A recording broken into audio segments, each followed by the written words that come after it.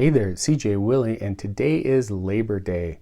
It's a great holiday in the United States to take a break, relax for the day, and the best thing to do on a day to relax is to crack open some Magic the Gathering. I have in front of me a Magic the Gathering Core Set 2020 pre-release kit. Core Set 2020 was released in the summer of 2019. Even though it's a core set, there are quite a few cards that see play in Pioneer, Modern, Legacy. I'm going to crack open this pre-release kit, open all 6 booster packs, look to see what my promo pre-release kit foil card is, and then I'll put together the deck I would have played if I had attended the pre-release event all the way back in the summer of 2019. Alright, Core Set 2020 features Chandra on the front. She has 3 different Planeswalkers in the set, an uncommon, a rare, and a mythic rare. Take out the outside sleeve. Open it up, hopefully not to spoil the promo card. The dice fell out. Inside it has the dice with the M20 logo on it. Oh, I rolled an M20. Good things are about to happen, hopefully. Slide this back in and use it kind of as a background display. Set that off to the side. Keep the pre-release promo right there. Here's the set divider, Planeswalker symbol with the reddish orange black coloring. 6 booster packs. This was before set boosters and collector boosters, so typical draft booster packs. Put those maybe up here to the side. Get cracking. Let me know in the comment section if you attended the Core Set 2020 pre-release event. First pack I'll go through all the cards. Subsequent packs I'll skip to the uncommons and the rare. Duress, Aerial Assault, Active Treason, Undead Servant, Leafkin Druid. I remember playing with this card. It was quite a bit of fun. Reckless Airstrike, Convolute, Griffin Sentinel, Fortress Crab, Centaur Courser. First uncommon is Angel of Vitality. This is a good uncommon. It sometimes sees a value around $1 to $2.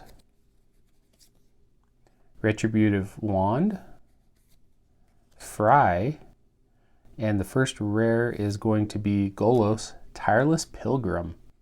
This made a little bit of waves in the standard environment. And then a Plains and a Soldier token. So I'll put the commons up here, uncommons right there, lands and tokens there, and I'll stick the rares off to the side. All right, next pack. I had quite a bit of fun during the Core Set 2020. Played quite a bit of Arena. I don't play as much Arena anymore. First common is Dawning Angel. Kind of go through these.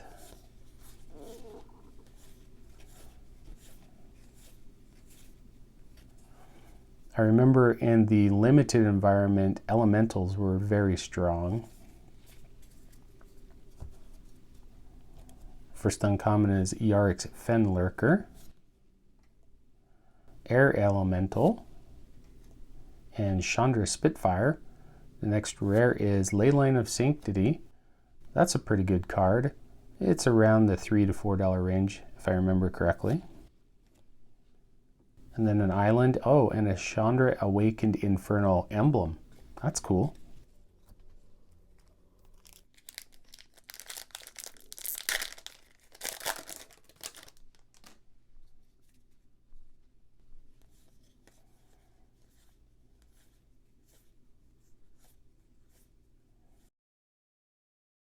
Some oldies but goodies. The core set typically has those good reprints of older cards. All right, Fencing Ace, Colossal Hammer. That's a great pull. I think it's around $2 to $3 right now. Yarik's Wave Crasher, so there's an elemental. And the next rare Mythic is Temple of Triumph.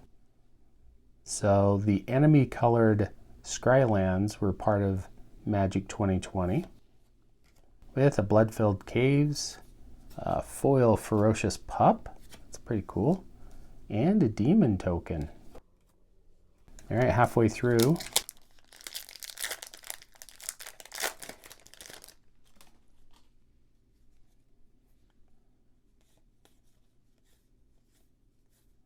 I love negate in limited, especially draft. All right, first uncommon is hardcover, Loaming Shaman, Uncaged Fury, which I think was a common previously, and our next, all right, a Mythic Cavalier of Night. I really enjoyed the Cavalier cycle. There was one for each color, typically 2 generic cost and then 3 pips of the specific color. Core set 2020, like other core sets, was heavily focused on a monocolored theme. A forest and a zombie.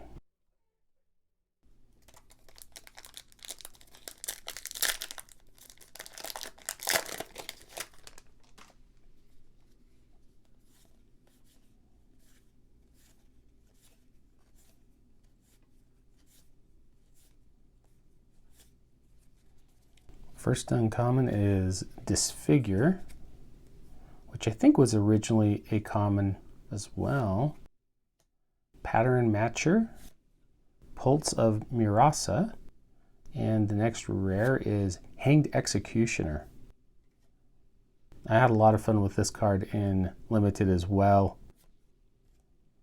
Swiftwater Cliffs and another zombie token. All right, final pack, and then take a look at the pre-release card promo.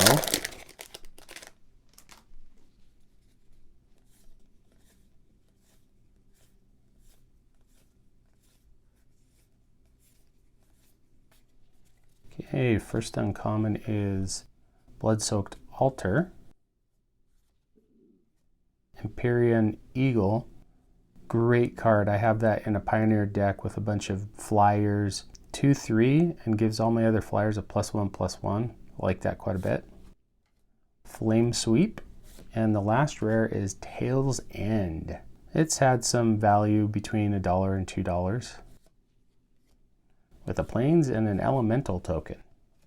All right, check out the other items that come in the pre-release kit, and then I'll take a look at the promo. There's the arena code. I don't play arena, so you're more than welcome to use that. Just let me know in the comment section if you used it so that others will know. And then, as is typical with most pre-release kits, you get a little flyer that tells you how to build the pre-release deck and then get fired up. Okay, did I get something awesome as my pre-release promo foil card? Nightpack Ambusher. A really awesome card. I currently run a play set of these in a Simic green-blue flash deck.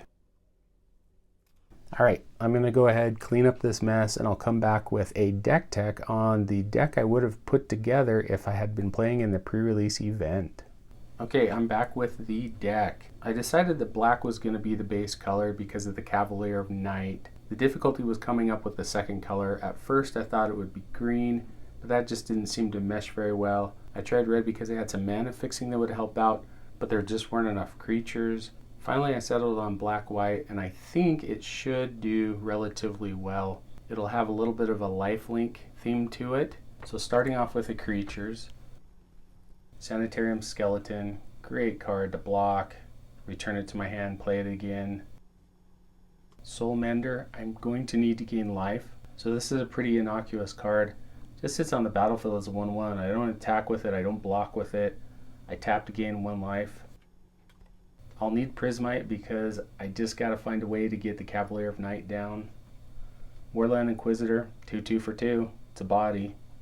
I like Yarick's Fenlurker because my opponent will exile a card out of their hand, and then Sealed, paying 3 mana to give it +1/+1 is gonna come in handy because most likely I'll be able to sink 6 mana into it and make it a 3/3 when I need. Angel of Vitality I think is one of the better creatures that I can close the game out. Whenever I gain life, I'll gain an additional life, and if I can get up to 25 or more, then I've got a 4/4 flyer that can close out the game. Barony Vampire, 3/2 body. Battalion Foot Soldier, it's a bummer I didn't have another copy of this card. Gorging Vulture, a 2/2 flyer for 3 in black is pretty good, and I can gain some incidental life off of it. Hanged Executioner is really there to put out a 1/1 spirit token and then activate the ability to exile my opponent's peskiest creature. Fathom Fleet Cutthroat, great card.